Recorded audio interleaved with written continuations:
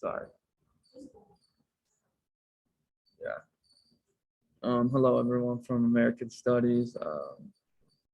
My name is Jackson Ray, and for our project, I decided to do or to share a woman named Lucy Burns.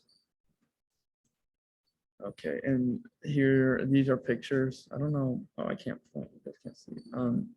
I hopefully you can see my mouse, but these are pictures of her.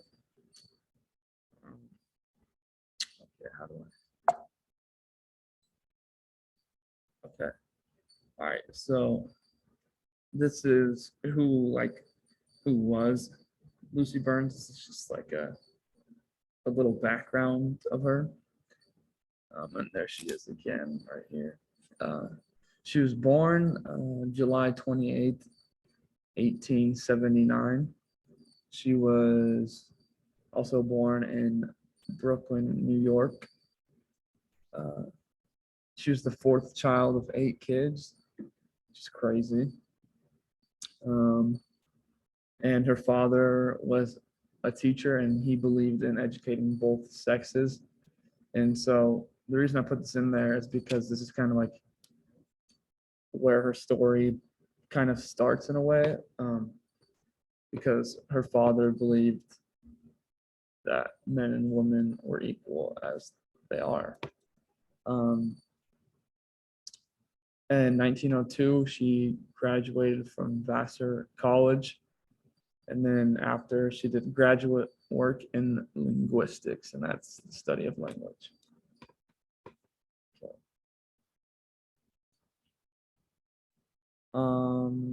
Let's move it there. Okay.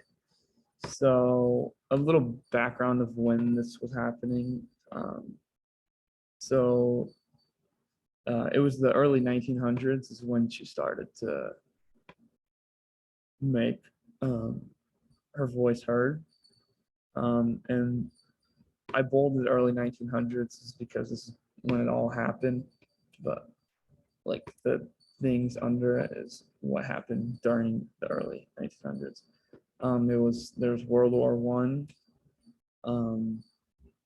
Women were also treated very poorly and didn't have the right to vote during this time. And then a lot of prisoners were being mistreated, and that is because one reason is the lack of food and like starved. They weren't fed properly and fed poorly. And I put a poster here on the right. Um, it says, "Danger, women's suffrage would double the irresponsible vote. It is a menace to the home, men's employment, and to all business."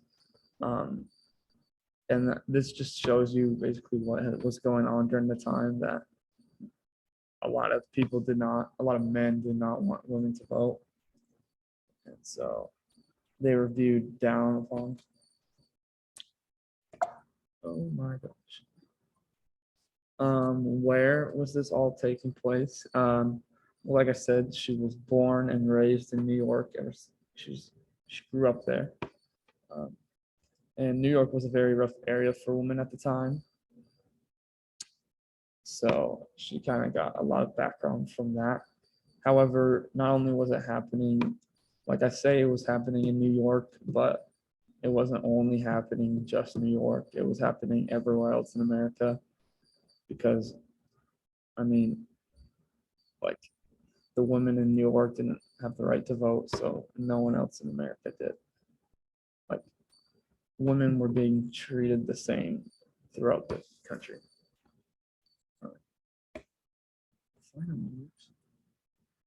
Why? Like, what's her background? Like, why did she become an activist and speak up for women? Like I said, growing up, she was taught men and women were equal, like as they are.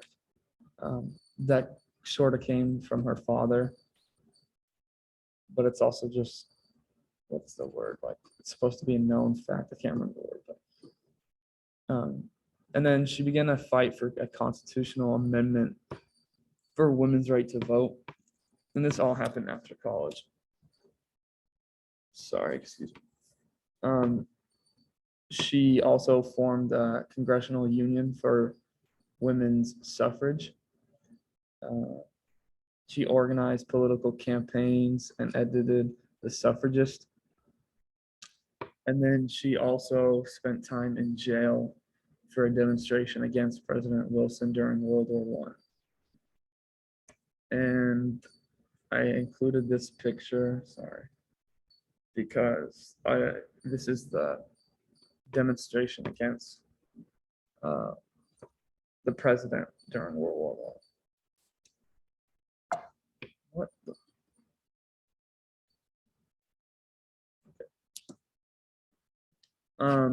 Sorry, I'm not good with this computer stuff. The impact she had, which is the most important, because she had a very huge impact on the step to right doing. She's an English teacher at many universities, and she kind of took what her father gave her about how all women and men should be educated the same and that they're equal. Yeah, so she even left her job to try and secure the right for women to vote. She became a women's suffragist leader with Emmeline and Christabel Pankhurst. And then she earned a medal from Women's Social and Political Union for her bravery exhibited in the course of several arrest and prison hunger strikes. Like I said earlier, the prisoners weren't being fed necessarily great.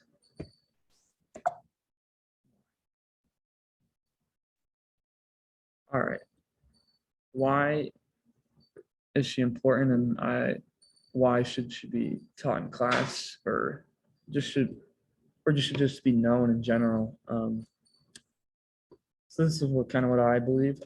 I believe that any person who contributed or was an activist and made some step for better change is important and should be taught or known about, which is why I wanted to bring the light to Lucy Burns. She's not a well-known activist, despite all that she did for the right step in women's right to vote. Because of her actions, the country was able to get behind such an important cause. The even more bizarre thing is that her actions can help us in today. And so this is kind of leads in why is she important today, because she was important back then, but not only was she important then, she is important now. Like we can learn from historical figures, and this is where it go. She can help us in today's world. For instance, with everything going on, the good and the bad, but most of the bad, we find it hard for anyone to stand up and to fight for something that's right. The thing that Lucy did differently and that we can learn from is she took action. Like she led protests, organized political campaigns. She even went to spend time in jail for demonstrating against the president. And I believe that we need to start acting instead of saying, because actions speak louder than words. Like, that kind of means people will more do something when you do something instead of just saying you'll do, or if that makes sense. It's, yeah. And I believe that's it. And yeah, that is it. Thank you for watching. Hopefully I can turn this in. I don't know how. Stop recording.